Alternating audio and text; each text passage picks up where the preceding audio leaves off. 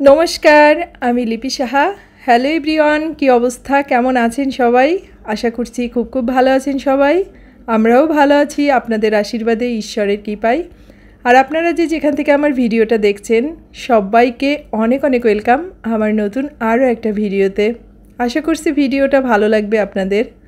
হঠাৎ করেই বাসায় মাছটা আনা হয়েছে, আর এই সিলভার কাপ মাছটা আমি স্বপ্নিলের পাপা খুব একটা পছন্দ করি না, তারপরেও এনেছে। আর এই যে একটা রুই মাছ এনেছে, তো এই যে আমার হেল্পিং হ্যান্ড, সে তার কাজটা শুরু করে দিয়েছে। এক সময় যখন স্বপ্নিল আরও ছোট ছিল তখন বাসায় মাছ আনলে ও দেখা যায় সে মাছ নিয়ে খেলতো বা আমাদের সাথে বসে সে মাছ পরিষ্কার করতো, কিন্তু আমরা না করতাম যে এটা করো না, গায়ে গন্ধ হয়ে যাবে। স্বাভাবিক বাচ্চারা হাত দিলে সবাই আর কি না করে, তো খুব একটা যে নিষেধ করতাম সেটাও না, জোর করে যে তুমি এখান থেকে যাও, এখানে হাত দিও না, সেটা কখনোই করতাম না। তো ওর মধ্যে ও যতটুকু পারতো করতো, তবে ওর পাপা আর কি ওকে খুব উৎসাহ দিত যে আচ্ছা ঠিক আছে তুমি এটা করো ওইটা করো, মানে এভাবে ব্যস্ত রাখতো। এখন সেই কাজগুলোই একটা সুন্দর অভ্যাসে পরিণত হয়েছে। এই যে এখন বাসায় মাছটা আনা হয়েছে, তো দেখেন ও কত সুন্দর করে মাছের আঁশগুলো আমাকে সারিয়ে দিচ্ছে, আর আমি ওইদিকে আমার কিছু কাজ ছিল সেগুলোকে করে নিয়েছি।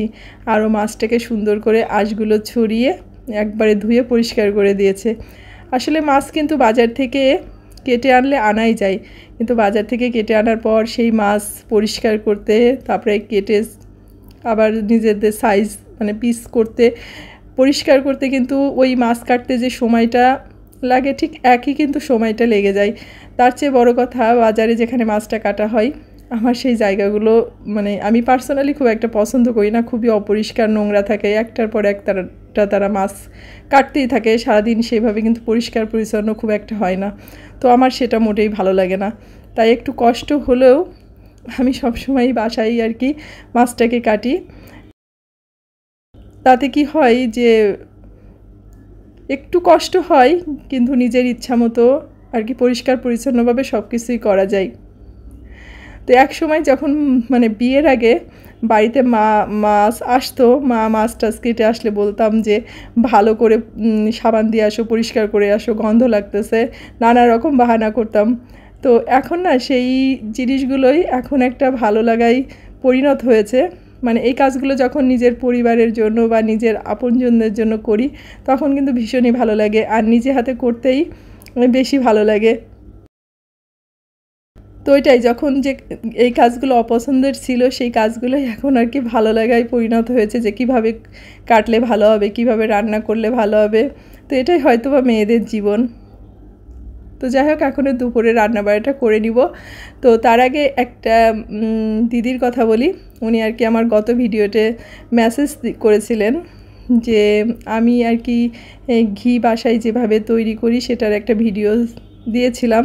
তো উনি আর কি জিজ্ঞাসা করেছিলেন যে আমি ক্রিমটা কোথা থেকে পাই। আসলে আমরা এরা তো পুরনো ঢাকাতে থাকি, আর পুরনো ঢাকায় এই দিকে একটা ঘিপট্টি জায়গা আছে যেখানে আর কি দুধের সব ধরনের আইটেমগুলোই পাওয়া যায়। সেটা ছানা বলেন, ক্রিম বলেন, বা টক দই, মিষ্টি দই, মাওয়া, মানে সব ধরনের দুধের আইটেমগুলো সেই মার্কেটটাতে পাওয়া যায়। তো ওখান থেকেই স্বপ্নিলের পাপা আর কি ক্রিমটা কিনে নিয়ে আসে, আর সেটা দিয়েই আমি ঘিটা বাসায় বানিয়ে রাখি। কমেন্টের মাধ্যমে সব সময় আসলে সব কথার উত্তরগুলো দেওয়া সম্ভব হয় না, তাই যদি আপনি ভিডিওটা দেখে থাকেন এটা, তাহলে আপনি নিশ্চয়ই বুঝতে পারছেন যে আসলে আমি ক্রিমটা কোথা থেকে পাই। তো ওইদিকে হচ্ছে মাছ তো ধুয়ে কেটে পরিষ্কার করে সব ফ্রিজে রেখে আসছি, আর যেটা রান্না করব সেটা রেখে দিয়েছি। তো ওই যে মাছটাকে একটু লবণ, হলুদ আর মরিচের গুঁড়া দিয়ে ভেজে নিচ্ছি। তো স্বপ্নিল বলল মা আজকে একটু রুই মাছ রান্না করো, তাই আজকে রুই মাছটা রান্না করতেছি। আর যে মাছের ডিমটা হয়েছিল সেটা দিয়ে একটু চচ্চড়ি রান্না করব, মানে মাছের ডিমের চচ্চড়ি যেটা বলে। তো চচ্চড়িটা একটু পটল আর ডাঁটা থাকলে ভালো হতো, যেহেতু হঠাৎ করেই মাছটা আসছে তো বাসায় যা ছিল ভাবলাম সেটা দিয়েই আর কি চচ্চড়িটাকে করে নিই। তো ওই আলু আর পেঁয়াজ দিয়েই ডিমের চচ্চড়িটাকে করে নিয়েছি। আর ডিমটাকে একটু লবণ হলুদ দিয়ে সিদ্ধ করে রেখেছিলাম, তো সেটাকে একটু তেলের উপরে শুধুমাত্র মরিচের গুঁড়া দিয়ে ভেজে নিয়েছি। কারণ আমি আমার শাশুড়িমাকে দেখেছি যখন ডিমের চচ্চড়িটা বানাই বাসায়, তো ওই লবণ হলুদের সাথে একটু মরিচের গুঁড়া দিয়ে ভাজার সময়, মানে মরিচের গুঁড়াটা দিলে কিন্তু ওই ডিমটার স্বাদটা বেশি ভালো লাগে। আর এদিকে ডিমের চচ্চড়িটা হয়ে গেছে আর মাছটাও রান্না হয়ে গেছে। আর মাছ কাটতে ধুতে অনেকটাই দেরি হয়ে গিয়েছিলো, এই জন্য খুবই তাড়াতাড়ি করে 2 চুলায় রান্নাটা বসিয়ে দিয়েছিলাম। তো এই যে মাছ রান্নাটাও শেষে একটু ঘি গরম মশলা দিয়ে দিলাম। আর যেহেতু রুই মাছ, তো একটু ঘি গরম মশলা দিলে বেশি ভালো হয়। আর এখন হচ্ছে স্বপ্নিলকে খাবারটা দিয়ে দেব, যেহেতু বেশ অনেকটাই বেলা হয়ে গেছে। আর কি রান্না করেছিলাম ভাবলাম আপনাদের সাথে একটু শেয়ার করি। ওই মাছের ডিমের চচ্চড়ি, আর এখানে অনেকটা তেল হয়েছিল মাছের, সেটাকে আর কি পেঁয়াজ দিয়ে ভাজি করেছিলাম। তো সবাই ভালো থাকবেন, সুস্থ থাকবেন, দেখা হচ্ছে নেক্সট ভিডিওতে।